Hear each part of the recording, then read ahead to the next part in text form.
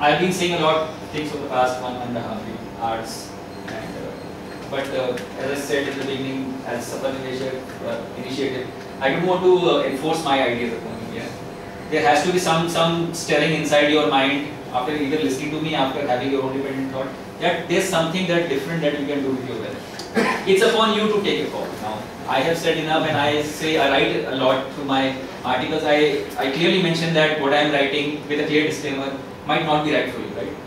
What I am writing, you have to see whether that's right, whether you can adapt to it, and then take a call on it. And from what I said and what I write, I hope you will connect with that and take your own independent decision whether I said it right or not. You will start preparing for prosperity. Just 3 more slides, final slides. I talked about 4 investors, their investing strategy, and timing the market, most kind of things. I did a research. People ask, is it a good time to invest in stock markets? This can be a current question. It's as common as what's the credit score. Yeah. So. That's all. It is as common question as people asking what's the score, cricket score.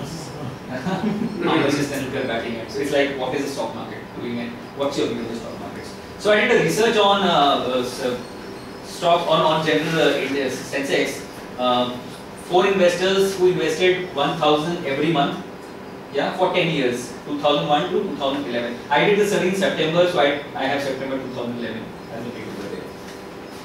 Yeah, so there are 4 investors investing 1,000 every month for 10 years, and see what are these kind of investors and how they perform. The first was a very smart investor and a perfect market timer. So he invested on that day in every month where the market was at the lowest. By luck.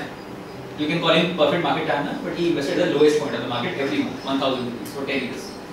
Second, Mr. Dumb, or incredibly unlucky guy, he invested at the highest point of the market in that month for 10 years consistently. Third guy followed a policy festival. He invested on one particular day every month, despite the market was higher or lower.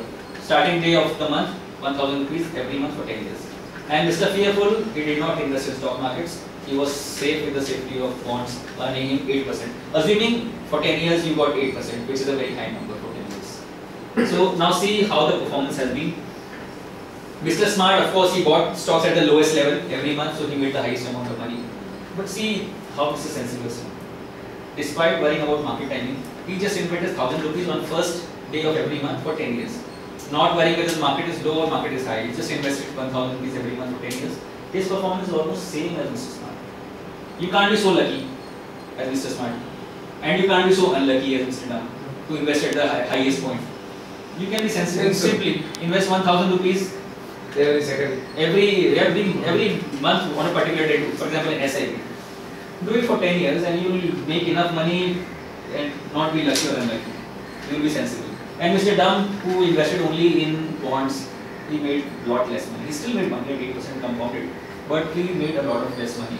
And this money is on an investment of 118,000 because there were 118 months over 10 year period, 2 months less. So this every 118,000 rupees turned to so much money, and Mr. Sensible, despite underperforming Mr. Smart, but he made a lot of money, good returns by just being disciplined. And this is actual numbers based on last 10 years performance of investment.